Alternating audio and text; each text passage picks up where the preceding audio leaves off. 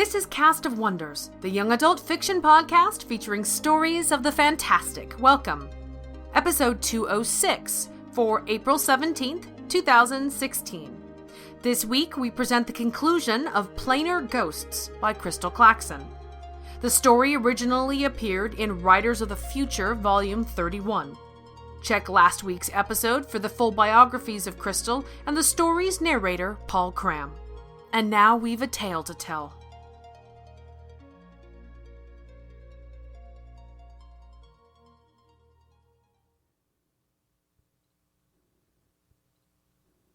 Pup sits up as the bolt groans in the wall and the door opens, yellow lamplight pooling in. Alice moves the door only enough to let herself in. She's carrying a flashlight that could double as a club and wearing thick socks that make her footsteps a whisper against the concrete floor. "Hello, Pup." Even though she's whispering, her voice seems too loud, too real. Pup glances at the door without meaning to. She didn't bolt it again. How far could he get before someone noticed? "If I thought we could sneak you out, I'd try. Nass has you locked down. That's why it took me this long to sneak in." Pup angles away from her, crosses his arms over his chest. She watches him. Her two small eyes, wide, as she straightens her loose, short-sleeved shirt. Pup opens his mouth to speak, softly, so that the guard won't hear, but he's not sure what to say. "Look, Alice, you can still call me Ghost, if you like."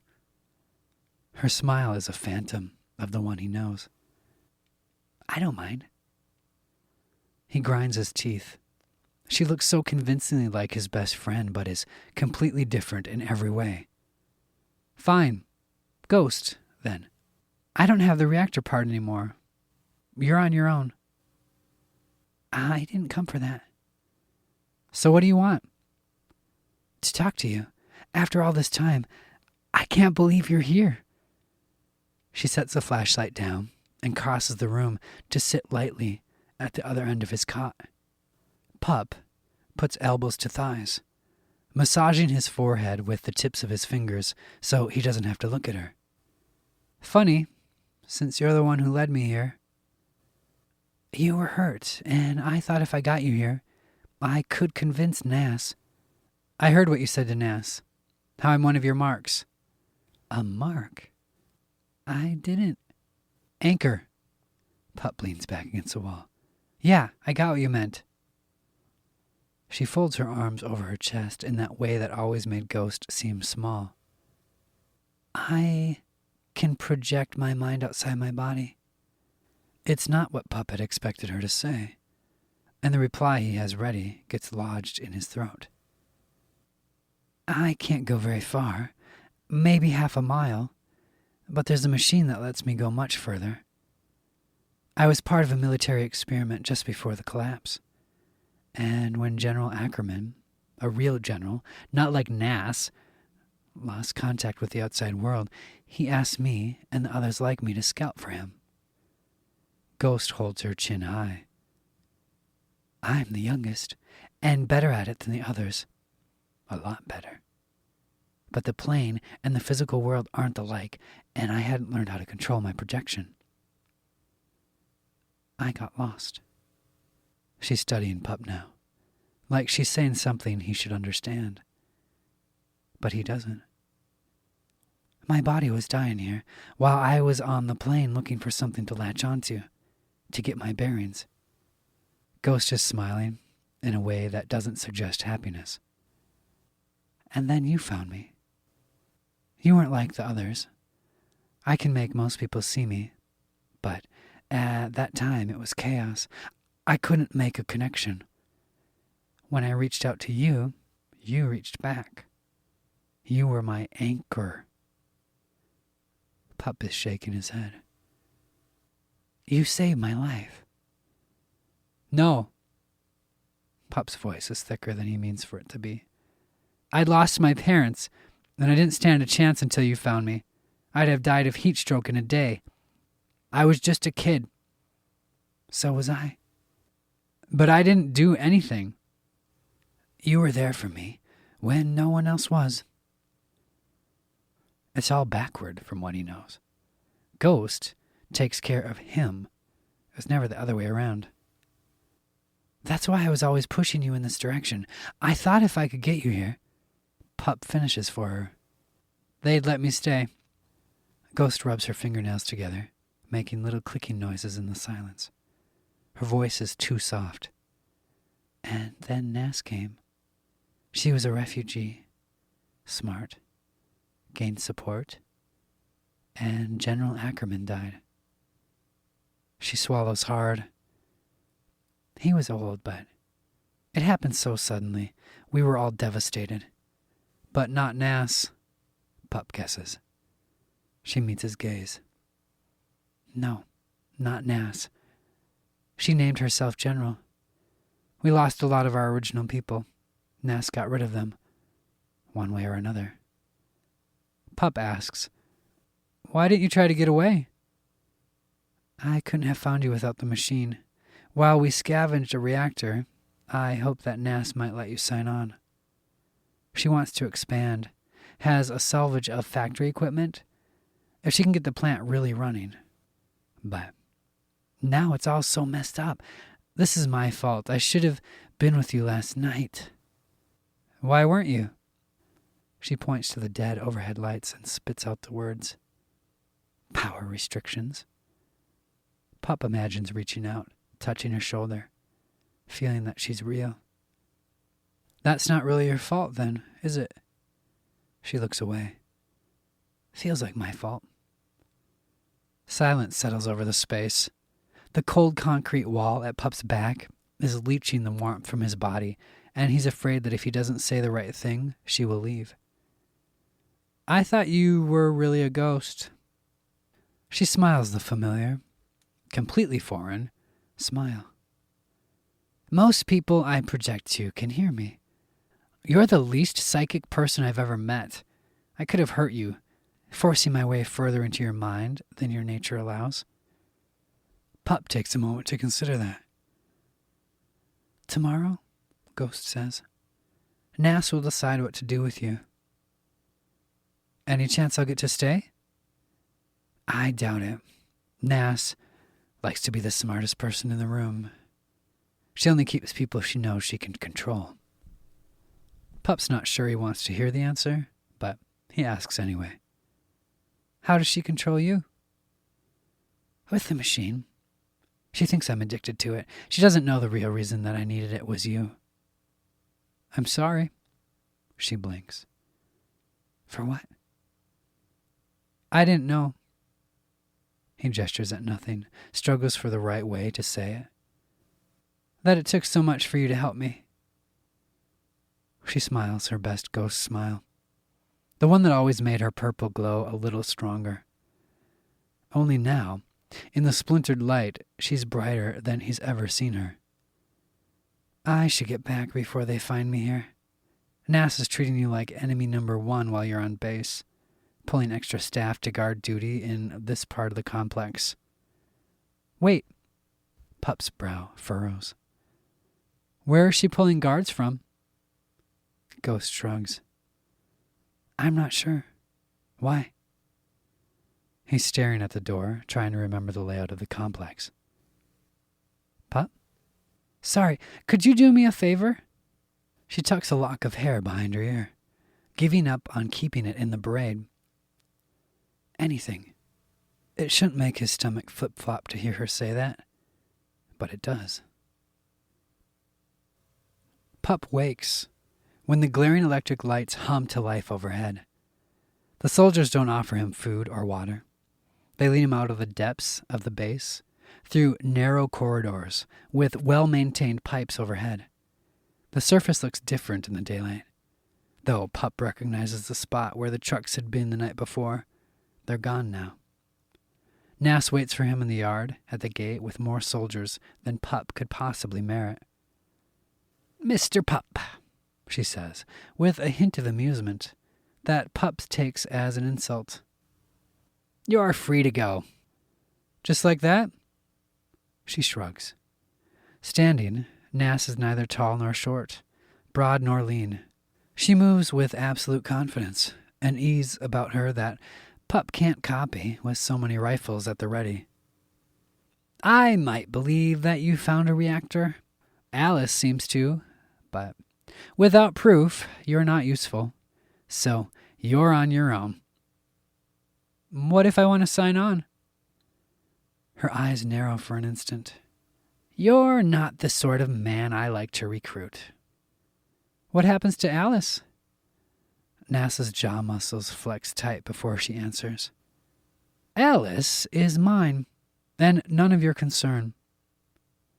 If you send me out into the plains now with nothing, I won't last the summer. Her head wobbles from side to side as she weighs an answer. She motions one of the other soldiers, flanking Pup, to step forward, unbuckles his belt while he stands at attention, frees a knife in a leather sheath, tosses it to Pup's feet.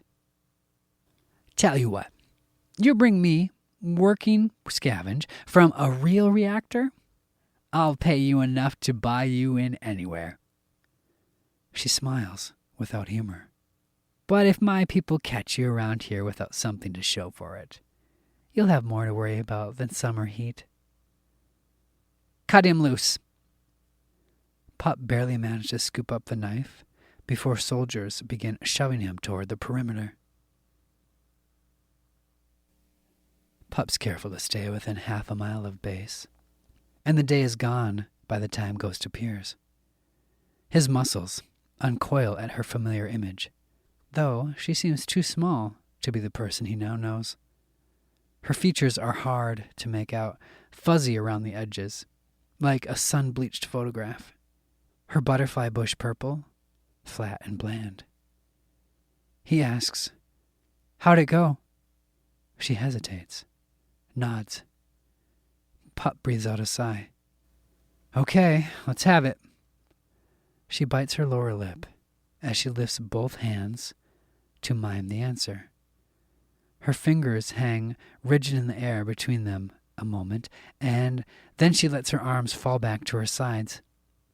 She huffs noiselessly. There's too much. You said you could push your way into my head.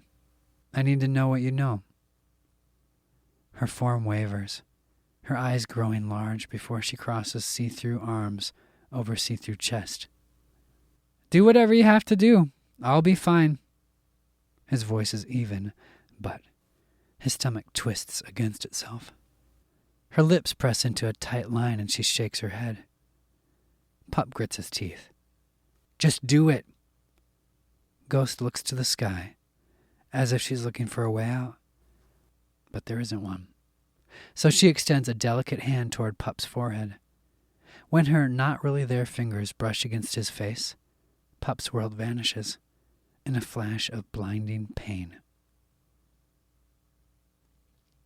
The inside of Pup's skull is on fire. His throat is shredded and his mouth is dry, tacky. His hands and feet tingle and his guts quiver. He opens his eyes one at a time and finds the world a bleary haze. He's on his back and there's something crusty coating his face. When the washed-out blue sky comes into focus, he lifts a shaking hand to scrape the film away from his nose, lips, chin. It's blood. Sticky and flaking. He sits up, and the world spins. He doesn't remember walking, but he's not in the reap field outside of base anymore. Ghost isn't in sight, but the town of Bootstrap is. And he knows what he has to do. Neither of the guards at the gate are the one from before, and Pup's not sure if they're the two friends that helped rob him on the plane. He doesn't have the time to wait until a shift change that might not see the guard he needs come on duty. Pup lingers among the shanty booths, chewing his lip as he considers. The scent of roasted carrots and spiced meat causes his mouth to water, reminding him that he hasn't eaten, and if he had something to trade, he could buy a skewer. A skewer. the old woman. He tears his attention away from the gate to see the gray dreadlocks hunched over a frayed shawl. She's holding a bit of wire, but has stopped turning the skewers on the open pit grill, and they're starting to blacken on one side, char ruining the flavor hanging in the air. Her face is bowed down, but one eye watches him with that knowing stare that says she's survived in the after as long as he has, and knows how to get by. You. Her voice is dry, high-pitched. She doesn't run. She's too old to escape him. Care for a hot meal?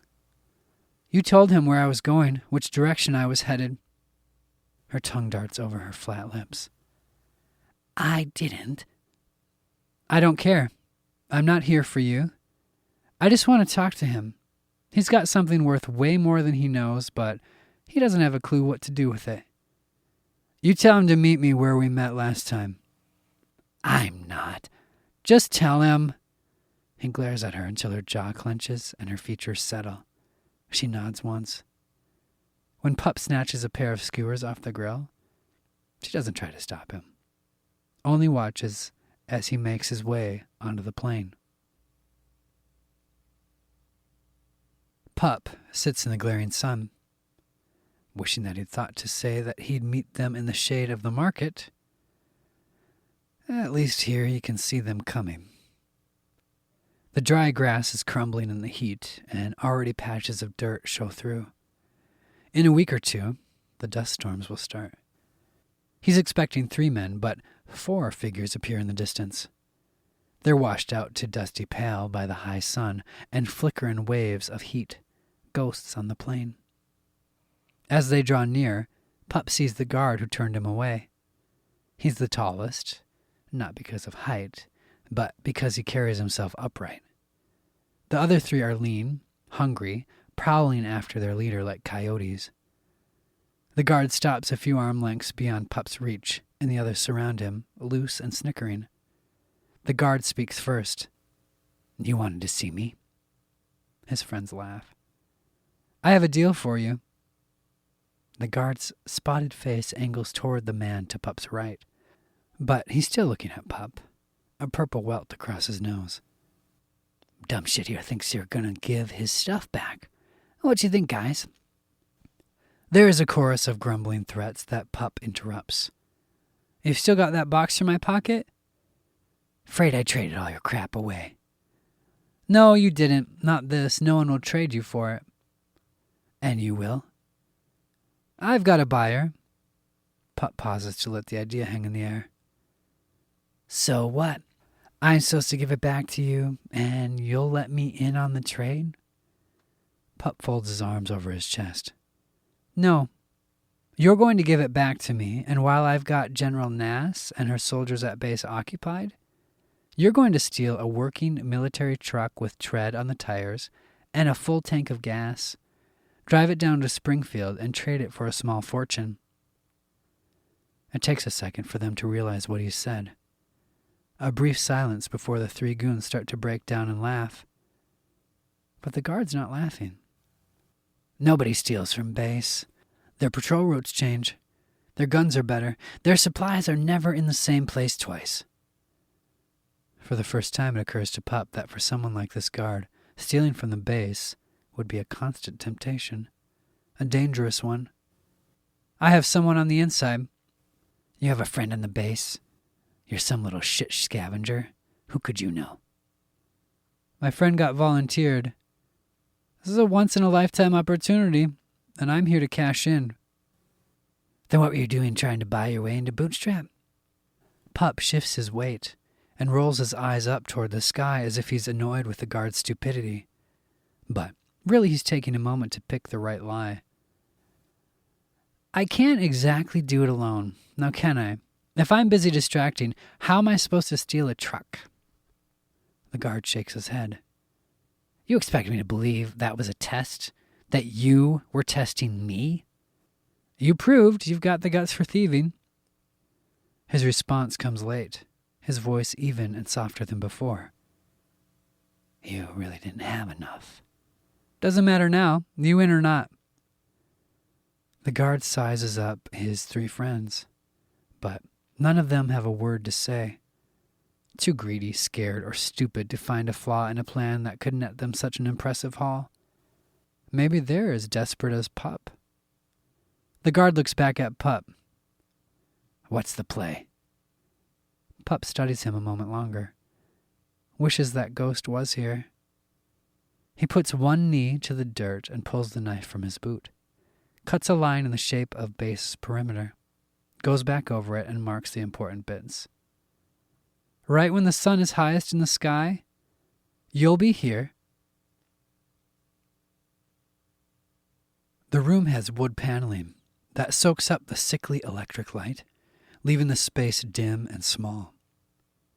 There's a fold-out table in the center of the room with one metal chair.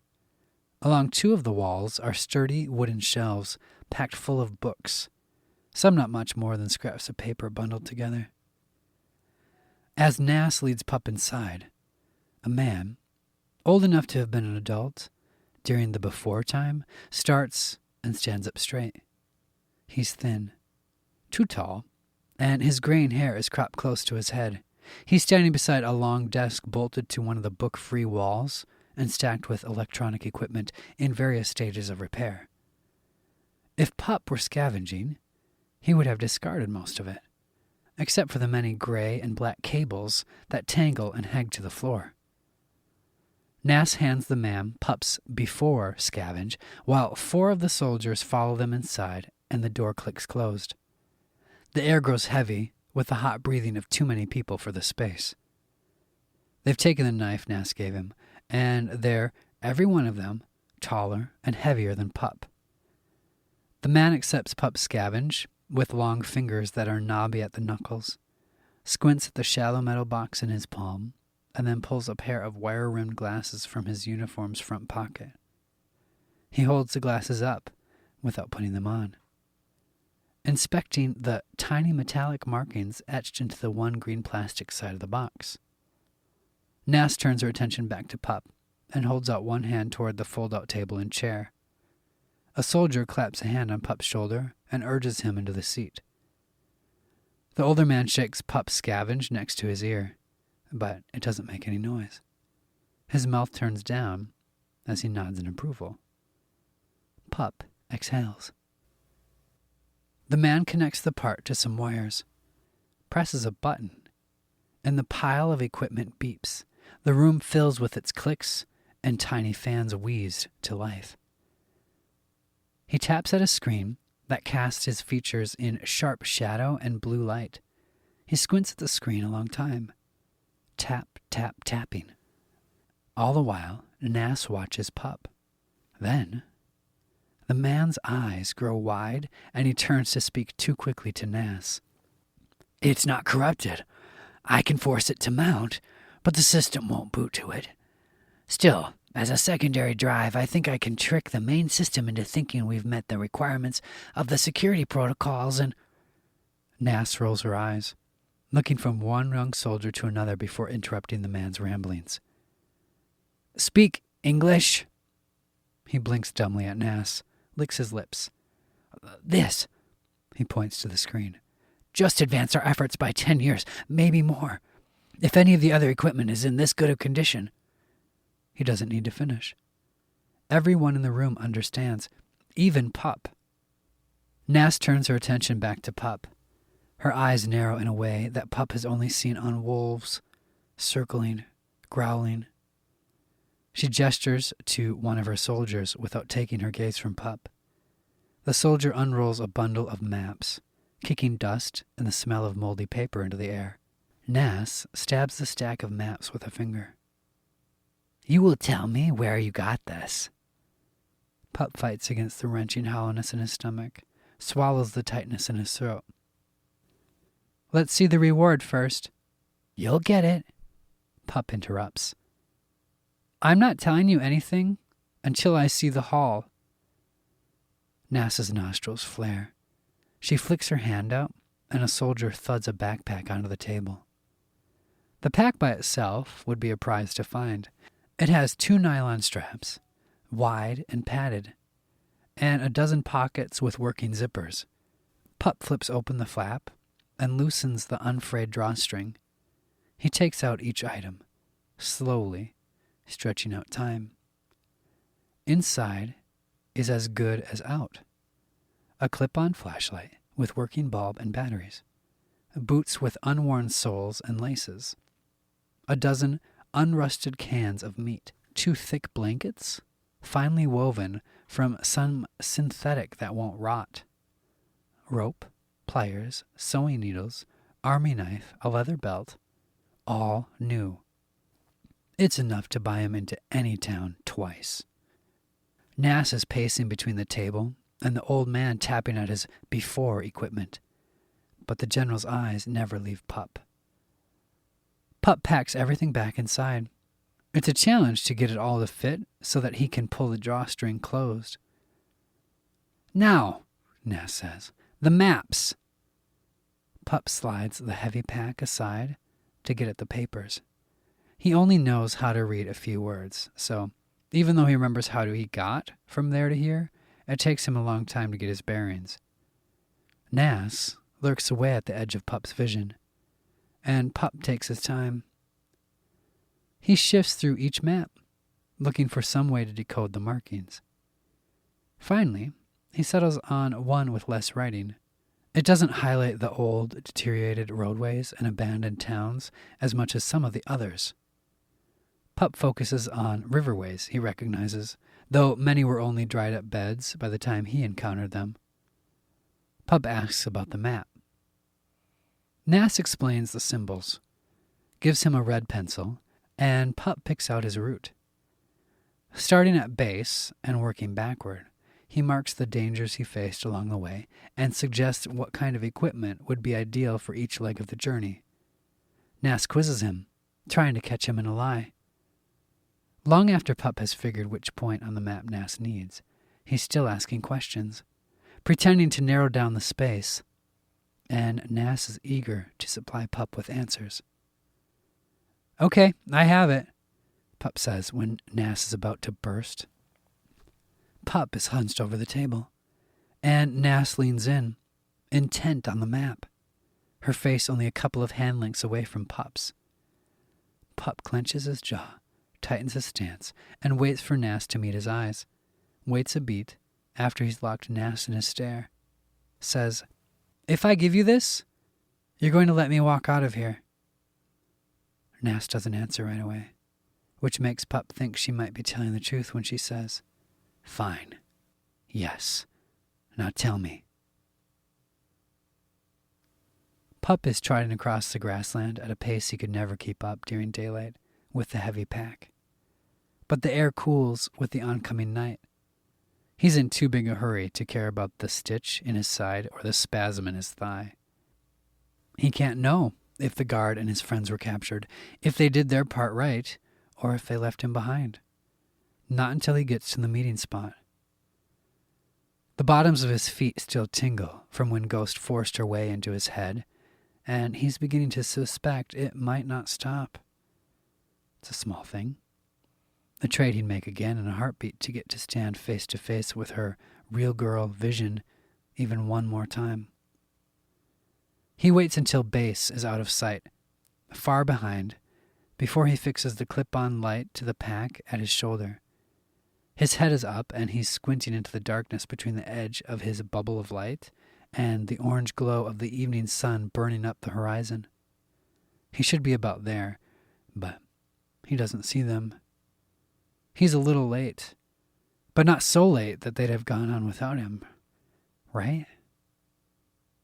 Pup's looking to the left when a pair of blinding headlights cut on directly in front of him. One pair, a single truck. Then they flicker back off, and he hustles the rest of the way. The guard is leaning against the sand-colored military truck, his elbow crooked over its hood, like it's a pretty girl. He's showing all his boxy teeth in a grin that stretches his spotted face too wide. "Guess I gotta take back all that shit I said about you behind your back." "What about all the shit you said to my face?" The guard throws his head back and laughs, high on his success. "There are vague shapes, darkened outlines of people inside the truck. The guard's goons. Pup doesn't see Ghost. How'd it go? The guard pretends to think about it before he nods, his smile settling into a sly grin. It went. Silence stretches between them. The longest moment passes while the guard considers him. You have any more bright ideas? You let me in, yeah? You see, I'm good for my part. Pup shifts his weight, impatience leaking into his voice. Haven't seen that you're good just yet, have I? I did just what you said. Gave her a choice. The blood drains too quickly from Pup's face, leaving him lightheaded. And? The guard shrugs, bangs his fist on the hood of the truck. The rear passenger door opens and out climbs Ghost. She takes her time crossing the space to stand beside him, smirks when she catches him staring. Pup remembers to close his mouth, to breathe. Looks back at the guard. He winks at Pup. All right, Pup says to the guard. I guess you are good for it. The guard laughs again, throwing his arms out to either side, wiggling his fingers toward himself. You see? Remember me now. I'm your man. Pup doesn't commit either way as the guard climbs into his truck and starts the engine. Ghost leans in close, smelling of soap. We're not going with them to Springfield? No, Pup says, quiet so the guard won't hear him over the even rumble of the engine. If Nass is going to try and track us down, she'll start by getting the truck back, and I don't want to be anywhere near there when that happens. Ghost considers this as the guard turns the truck about, laughter spilling out of the cab into the night. Ghost asks, Where are we going? Pup waits until the red glow of the truck's taillights has faded into the expanse. When he's sure they're gone, he unshoulders the heavy pack and kneels, tossing back the flap. Ghost lets out a low whistle when she sees the supplies inside. He says, We can buy our way into Salem with this, easy. Then? We can work for room and water during the summer. She raises an eyebrow. What kind of work? Whatever they have. I might be able to find something that'll get enough water for both of us. Maybe make something out of your projecting? Or if you could read a little bit. I can read and write in English and Spanish. Pup laughs. Harder than he means to. Harder than he has in a long time. And it reminds him of the guard's too broad smile. He closes the pack and hefts it onto his back. Know any percentages? Addition? She falls in next to him as he strikes out, heading south, giving him a side-eye, like she can't tell what he thinks is so funny. We had regular school until Nass took over. I know up to college algebra. Of course you do. What's algebra? That's a few years after percentages. In that case, you won't have any trouble finding a job. Maybe you'll work for both of us. She's quiet a time while they walk. Then she asks, What happens after summer? Pup's stomach flip-flops unpleasantly.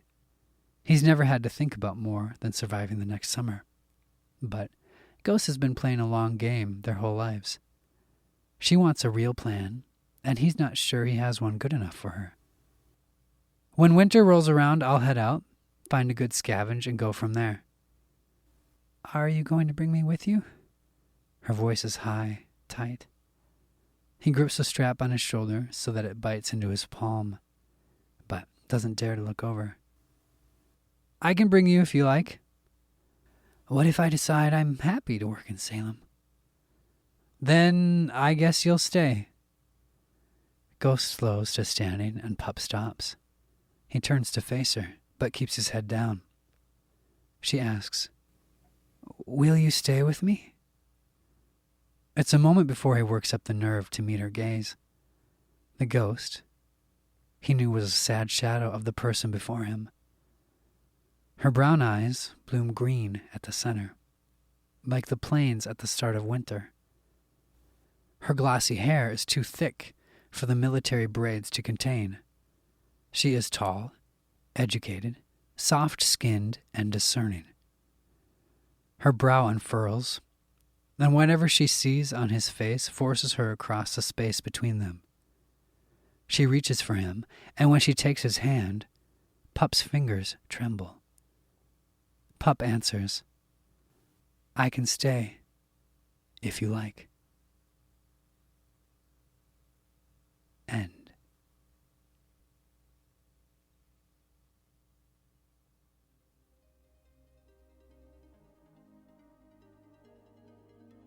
I have a soft spot for apocalypse stories, which go beyond the running and yelling and survival and start to talk about what comes next.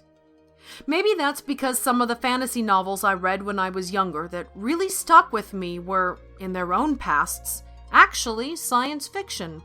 Think about it. If a world is almost literally blown into the Stone Age with nuclear fire, for example, it makes perfect sense that some of the time, the easiest way to rebuild is going to be a return to agricultural roots. Feudal societies across the world shared many core principles, labor in exchange for protection, for example. The pyramid of needs, when you take away Wi-Fi that is, doesn't progress into societal needs like friendship until the basics of biology and safety are met. And that's my favorite part of this story, the ending. When Pup realizes that for the first time, his needs have been met and on his own terms. He can literally afford the risks and rewards of friendship. I hope Crystal comes back to these two someday. I'd love to see what happens next. Join us next week for Millions Times 8 by Jake Walters. Hey everyone, Alistair here. Let's talk about story submissions. Why? Because they're an indicator of a digital market's popularity. The bigger and more prestigious your reach, the more authors want to sell you their stories. How big are we? I'm glad I pretended to hear you ask that. Check this out. Mothership Zeta recently opened submissions for 7 days. In 7 days, they received over 500 stories. Cast of Wonders has more than quadrupled its average monthly submissions in the first 3 months of joining EA, and don't even get me started on the sizes of the Podcastle, Pseudopod and Escape Pod slosh piles. Pack dwarven rations and pray you don't run out of lamp oil in those cavernous depths, I'm telling you. My point though is this. EA has never grown the way it has this last year, and there's so much more on the horizon. Narrator pay rolling out to all 4 shows, Pseudopod's incredible 10th anniversary premium content, Cast of Wonders Banned Book Week special, and so much more. And all of it, every story, every narration, every single server snack and piece of protective slosh reading gear comes from you, from our listeners. Please, if you can, donate or subscribe. Donations are wonderful. Subscriptions make all the difference. And they give you access to premium content, and they start at as little as $2 a month. There are links on every homepage for the shows, and it's so appreciated. Please, be extraordinary, and help us do the same.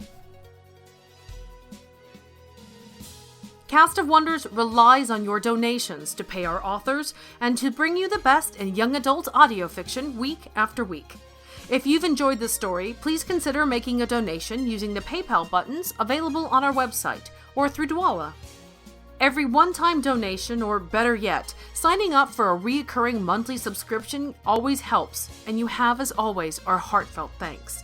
You can share your appreciation for the story by leaving it a review on iTunes, sharing the episode with your family or friends, and discussing it on the EA forum, forum.escapeartists.net. We're at Cast of Wonders on Twitter. Come and say hello.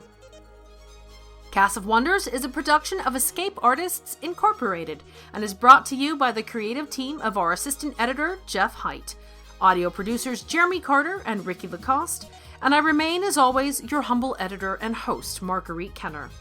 Our episodes are released under our Creative Commons Attribution Non-Commercial No Derivatives 4.0 International License. That means you can share the episode or listen to it on any device you like, but you can't change it or sell it. Our theme, Appeal to Heavens, is by Alexi Knopf from musicalley.com. Thanks Thanks for listening.